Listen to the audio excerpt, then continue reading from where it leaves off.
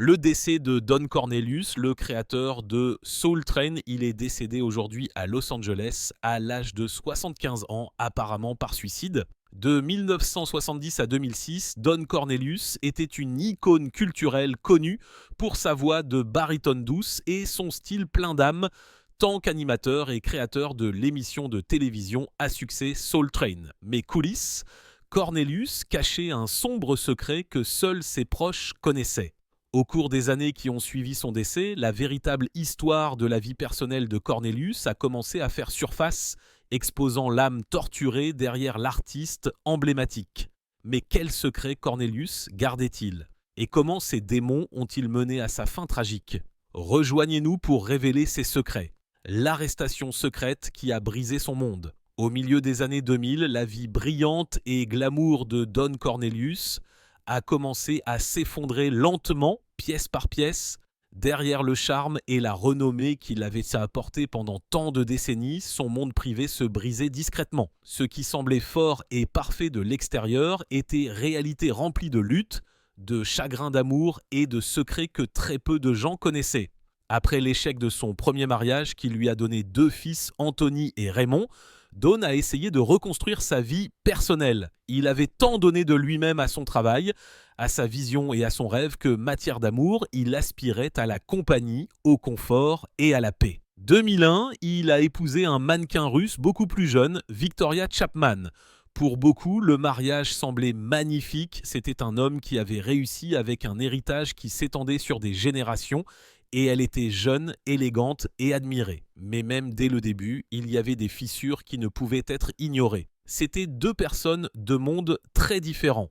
Des amis disaient souvent que leurs différences étaient trop grandes pour être surmontées.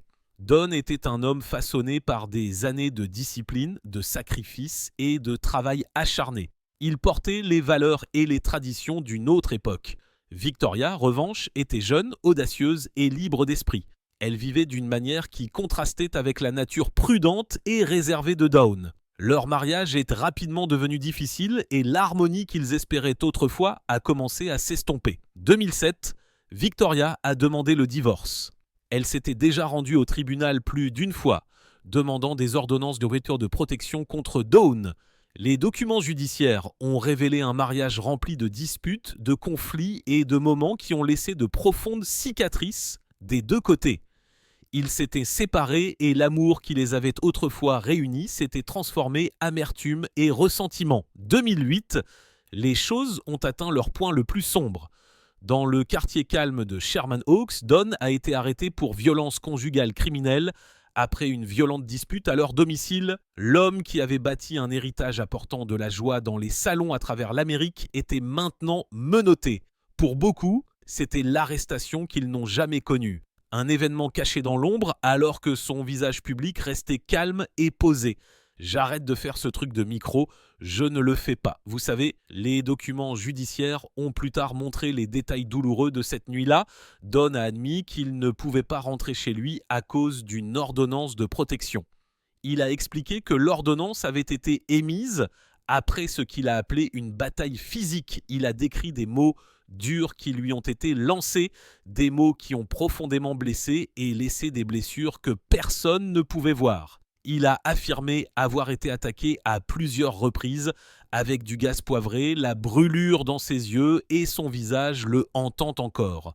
Mais au final, les blessures visibles de Victoria ont raconté une autre histoire et la loi ne l'a pas favorisée. 2009, Don s'est présenté devant le tribunal et a plaidé non coupable à un seul chef d'accusation de blessure à un partenaire. Le jugement a été lourd, il aura été mis probation pendant 36 mois, il a été condamné à suivre un traitement contre la violence domestique pendant près d'1 an, il a dû effectuer 300 heures de travaux d'intérêt général, il a reçu l'ordre de rester à 100 mètres de la maison, même qu'il partageait autrefois avec sa femme. Plus de tout cela, il a dû payer des amendes et vivre avec la marque de honte durable qui accompagnait l'accusation. L'homme, autrefois fier et réservé, a maintenant senti son monde se rétrécir autour de lui. Dans ses déclarations au tribunal, il a parlé de son âge et de sa santé défaillante. Il avait 72 ans, était fatigué et épuisé. Il a avoué qu'il voulait simplement que le divorce soit finalisé avant de décéder, un signe déchirant de l'ampleur du piège dans lequel il se sentait pris dans ce lien douloureux qu'il ne souhaitait plus porter. Le divorce lui-même a apporté encore plus de douleur. Dans ses plaintes qu'il payait une pension alimentaire temporaire qui dépassait de loin ce qu'il croyait être juste. Sa richesse était liée à des propriétés à Chicago et à Los Angeles, à des voitures de luxe et même à un précieux tableau de Jean-Michel Basquiat, mais aucune de ces choses ne semblait lui importer par rapport à l'amertume de céder autant à une femme qui, selon lui, n'avait pas partagé ses luttes. Mai 2009, le divorce a été réglé. Le jugement exigeait que Don verse $10 000 par mois de pension alimentaire. Il a également été condamné à acheter à son ex-femme une maison d'une valeur maximale d'1 million de dollars. Plus de cela, il devait couvrir les frais de scolarité du fils adoptif de Victoria qui portait également son nom. Pour ceux qui le connaissaient le mieux, ces conditions ont été profondément ressenties. Les membres de la famille se souvenaient de sa douleur, ils se rappelaient comment il disait souvent qu'elle ne lui avait apporté que des problèmes et ne l'avait pas soutenu pendant les années où il a travaillé à la construction de son empire. Beaucoup l'avaient averti de ne pas l'épouser, mais il l'avait fait et les conséquences l'ont suivi jusqu'à la fin. L'amertume de ces moments a laissé des cicatrices durables. La joie qu'il avait autrefois ressentie dans l'amour s'était transformée en une chaîne qu'il ne pouvait pas briser. Même après le divorce, l'ombre de l'arrestation persistait.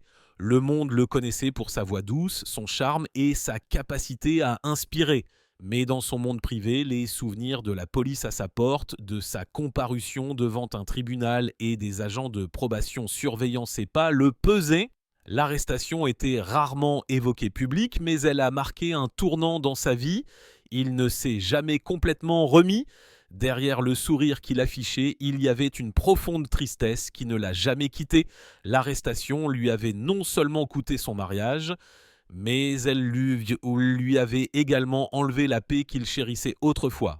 Il portait la honte, les regrets et le souvenir douloureux des nuits où la colère et le ressentiment ont détruit ce que l'amour avait autrefois construit. La célébrité, le succès et la richesse ne pouvaient pas le protéger des tempêtes de sa vie privée. L'homme qui a autrefois donné tant de joie à tant de gens, et grâce à la musique et à la télévision, s'est retrouvé dans le silence, entouré d'ordonnances judiciaires, de batailles juridiques et de regrets.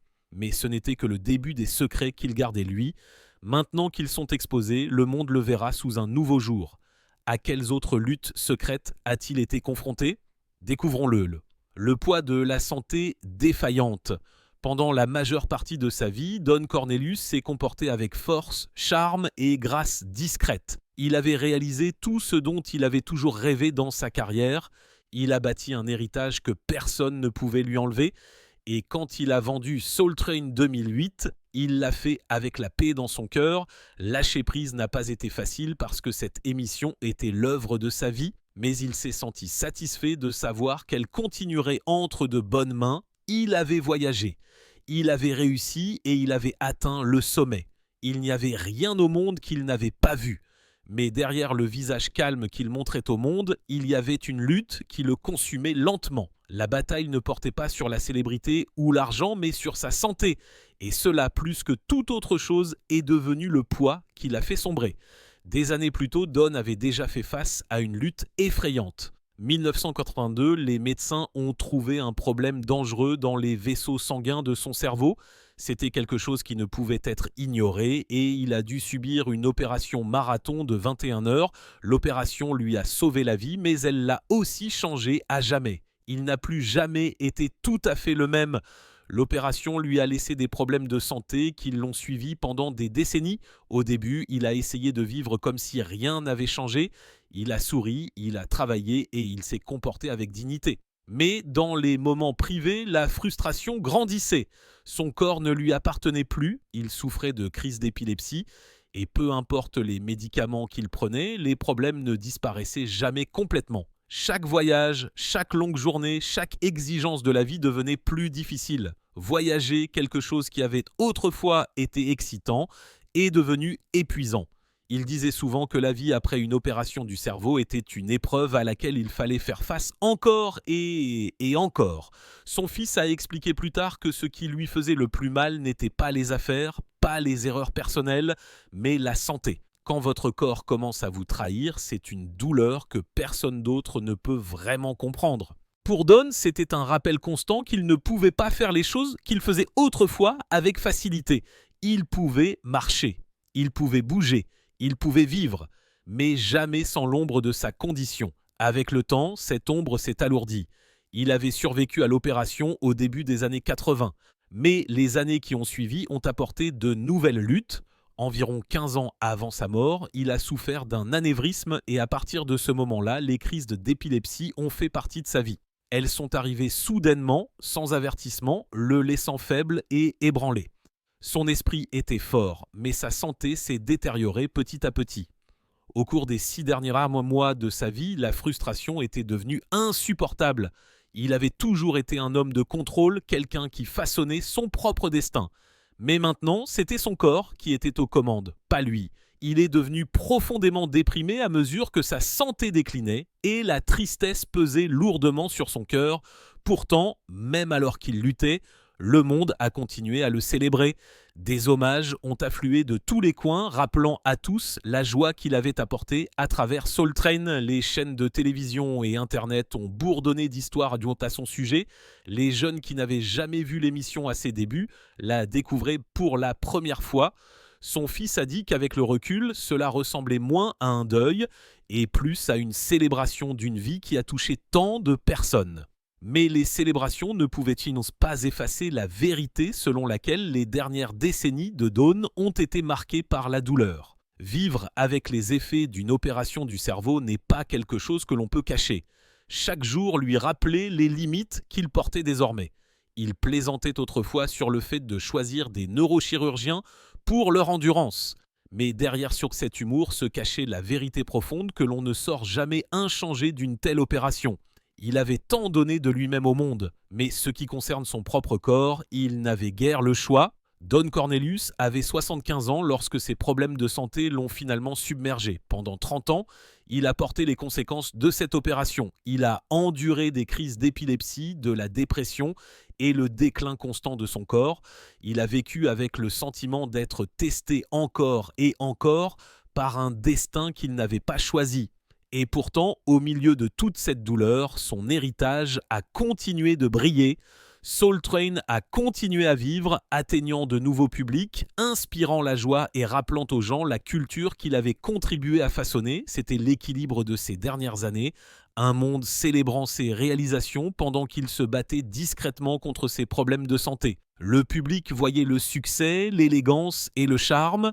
Mais ce que beaucoup ne voyaient pas, c'était l'homme qui était assis seul, frustré que son corps le trahisse. Il ne voyait pas les nuits où les crises d'épilepsie survenaient sans avertissement, ni les matins où la dépression pesait trop lourdement. Sa santé était le seul défi qu'il n'a jamais pu maîtriser.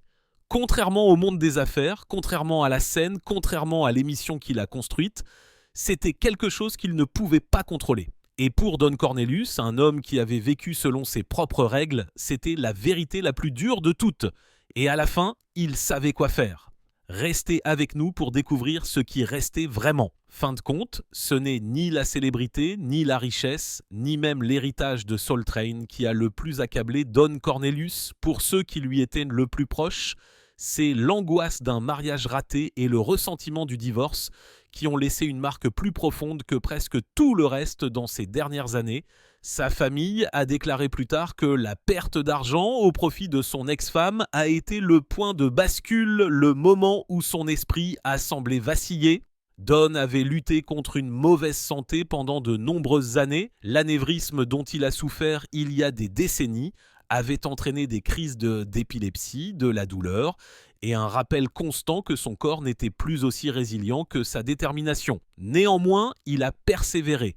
C'était un homme qui s'est toujours comporté avec une résolution tranquille. Mais lorsque son deuxième mariage s'est effondré, cela a brisé plus que sa maison. Cela a brisé son cœur, il avait espéré que ce mariage prospérerait. Il y avait investi ses espoirs, recherchant la compagnie, le confort et l'amour pour le soutenir dans ses dernières années. Au lieu de cela, cela s'est transformé en une lutte qui l'a épuisé émotionnellement, mentalement et même physiquement. Des amis se sont souvenus de la façon dont le mariage a sapé son énergie, de la façon dont il a érodé sa paix jusqu'à ce qu'il sombre plus profondément dans la dépression. Il ne pouvait pas échapper au tourbillon de récits négatifs qui l'entouraient, des histoires qui ont terni sa réputation et l'ont fait se sentir diminué. Pour un homme autrefois considéré comme un visionnaire et un pionnier, ces histoires ont frappé avec une intensité insupportable. Au moment où cela s'est terminé, il a non seulement été confronté à des revers financiers, mais aussi à un sentiment persistant de défaite. Il avait déjà accompli tant de choses. Transformer l'industrie de la musique, fournir aux artistes et aux danseurs noirs une plateforme et laisser un héritage culturel qui perdurerait pendant des générations. Pourtant, dans son cœur, la chute de son mariage a éclipsé ses réalisations. Le chagrin des derniers jours de Dawn est arrivé rapidement. Le 1er février 2012, à l'âge de 75 ans, il est décédé d'une blessure par balle auto-infligée. L'autopsie a confirmé plus tard ce que sa famille savait déjà. Sa santé s'était détériorée. L'anévrisme dont il avait souffert 15 ans auparavant lui avait causé des crises d'épilepsie et une douleur continue. Dans les jours qui ont précédé sa mort, ceux qui étaient proches de lui ont rapporté que la douleur était devenue intolérable. Dans l'une de ses dernières discussions, il a avoué qu'il n'était pas certain de savoir combien de temps il pourrait encore la supporter. Même après son décès, la controverse l'a poursuivi. À quoi a-t-il été confronté? Comment cela affecte-t-il son influence? Restez à l'écoute. Les sombres allégations. 2022, la controverse a de nouveau éclaté au sujet de Don Cornelius, le créateur de Soul Train, qui avait apporté du bonheur dans de nombreux foyers. Pendant des années, il a été célébré comme l'animateur qui combinait la musique, le style et la culture, l'une des émissions les plus emblématiques de la télévision. Cependant, le documentaire Secrets of Playboy de A&E a jeté une nouvelle lumière troublante, révélant de graves allégations qui le dépeignaient d'une manière très différente. Le documentaire visait à dévoiler les aspects cachés de l'empire de Hugh Hefner. Il a examiné l'attrait, la séduction et les sombres réalités qui se cachaient sous l'extérieur glamour de la marque Playboy. Parmi ces nombreuses révélations, le nom de Don Cornelius a fait surface, lié à des accusations qui ont étonné même ceux qui pensaient avoir tout entendu. Maston, une ancienne mère de lapins, a affirmé que Cornelius avait été accusé d'avoir agressé 2 lapins Playboy dans les années 1970. Son témoignage avait un poids important car elle l'a décrit comme étant peut-être l'histoire la plus horrible qu'elle ait jamais rencontrée dans le monde de Playboy. Ce qui la rendait encore plus troublante, c'était son affirmation qu'il s'agissait d'une histoire délibérément cachée, une histoire qui n'avait jamais atteint les médias à l'époque. Cornelius était considéré comme un invité VIP au manoir Playboy, accueilli lors de fêtes et dans des zones exclusives. Un soir, Maston a raconté qu'il avait invité chez lui 2 jeunes sœurs qui venaient de commencer leur parcours dans la scène Playboy. Elles ont accepté son invitation, sont montées dans sa Rolls-Royce et sont parties avec lui. Ce qui s'est passé ensuite, selon Maston, c'est 3 jours de silence. Les sœurs ont disparu et personne ne semblait savoir où elles se trouvaient. Après 3 longues journées, l'une des sœurs a réussi à prendre contact. Elle a appelé une mère de lapin du manoir et a révélé qu'elle et sa sœur avaient été retenues au domicile de Cornelius. La panique s'est ensuivie et finalement le chef de la sécurité de Playboy, Joe Pastro, est intervenu pour les localiser. Ce qu'il a trouvé, selon le récit, était horrible. Les sœurs auraient été découvertes blessées, meurtries et sous l'influence de médicaments. Elles étaient ligotées et enfermées dans différentes pièces. Il a été affirmé que des objets bois avaient été utilisés pour les blesser et une sœur pouvait entendre l'autre être attaquée.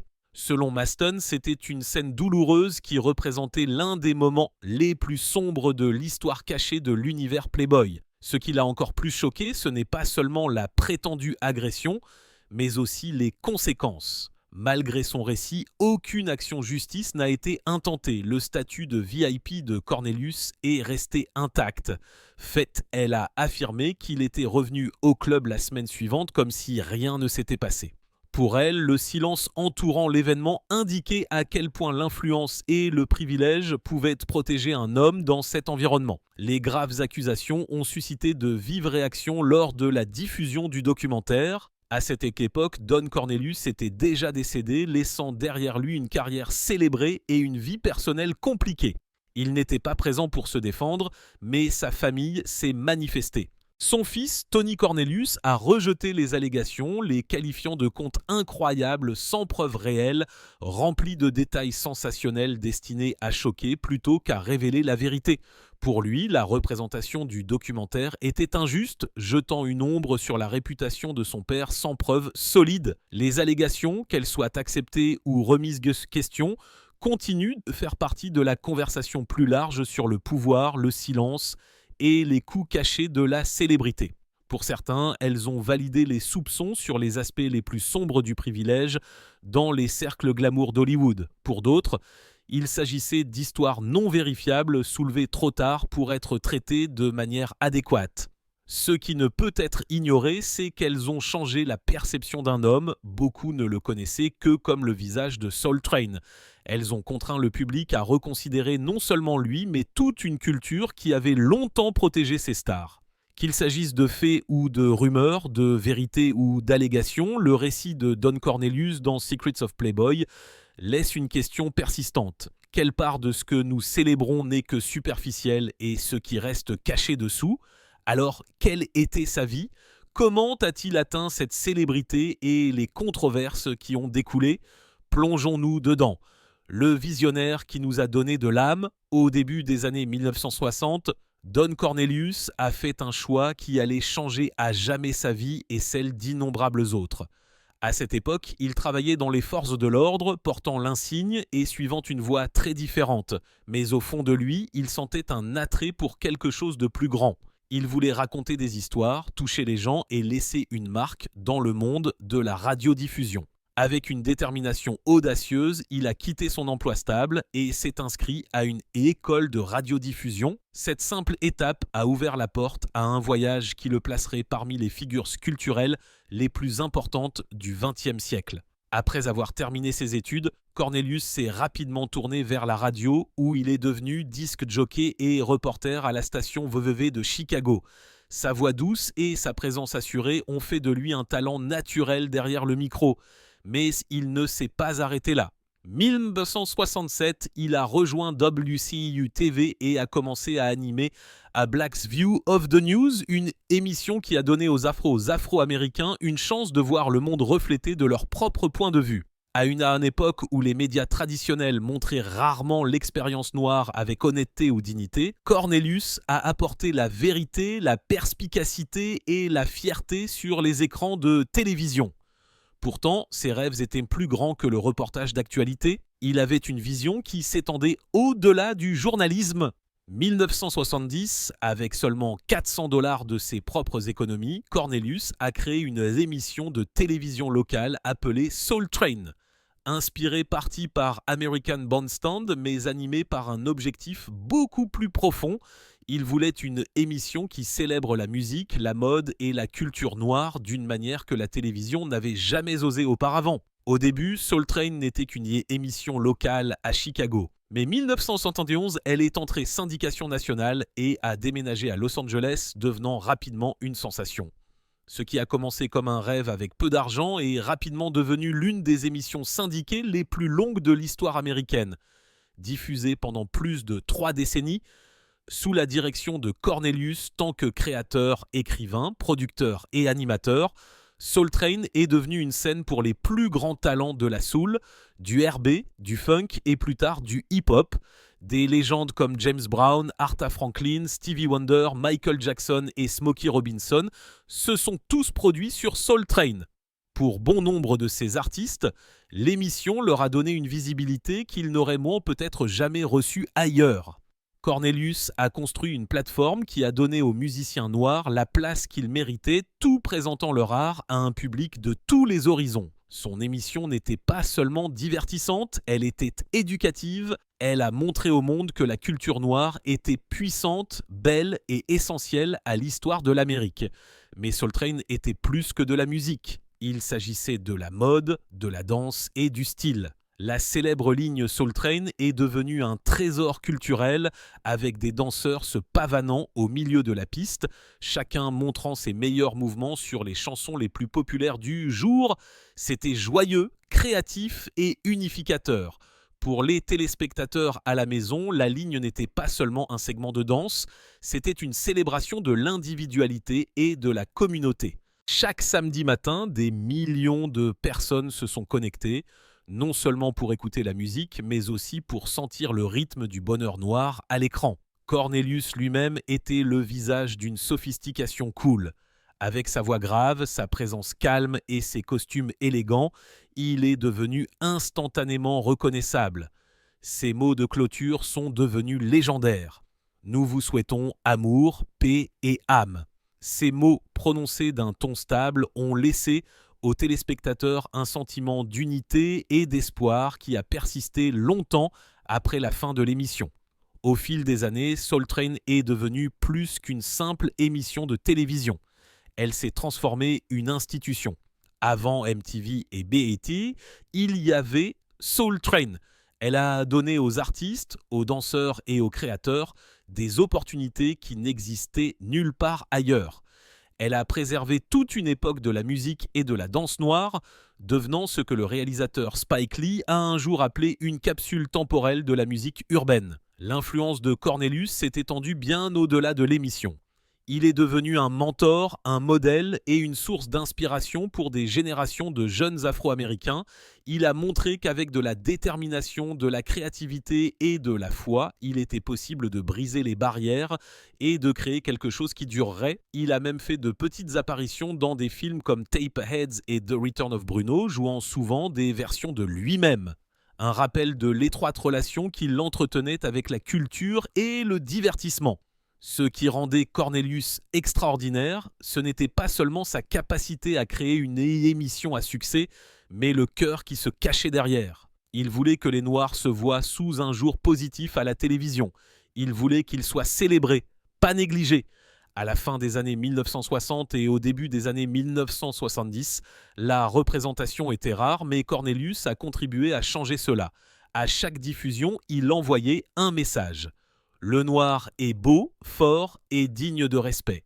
Des artistes tels qu'Aretha Franklin, Marvin Gaye et Quincy Jones ont souvent parlé de l'impact de l'émission, louant Cornelius pour avoir ouvert des portes qui avaient autrefois été verrouillées. Pour de nombreux interprètes, une apparition sur Soul Train signifiait une reconnaissance instantanée, transformant des chanteurs inconnus stars. Du jour au lendemain, les ventes de disques ont grimpé flèche, les carrières se sont épanouies et des vies ont été transformées. Tout cela parce qu'un homme croyait au pouvoir de la musique et de la culture. Au fil des années, Soul Train a continué à s'adapter, embrassant de nouveaux styles, tout restant fidèle à ses racines. De la soul au funk, du disco au hip-hop, l'émission a tout capturé. Au moment où elle s'est terminée 2006, elle avait duré 35 saisons, ce qui fait la plus longue émission syndiquée de première diffusion de l'histoire américaine.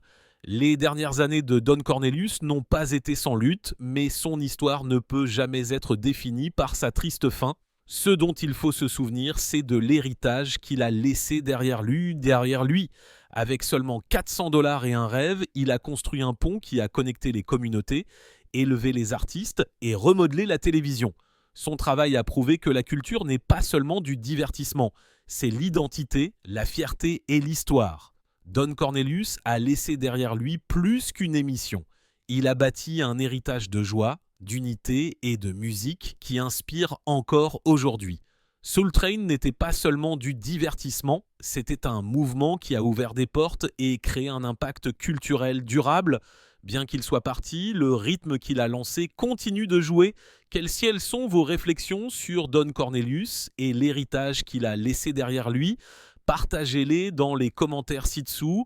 Et n'oubliez pas d'aimer, de vous abonner et de cliquer sur la cloche de notification pour plus d'histoires percutantes.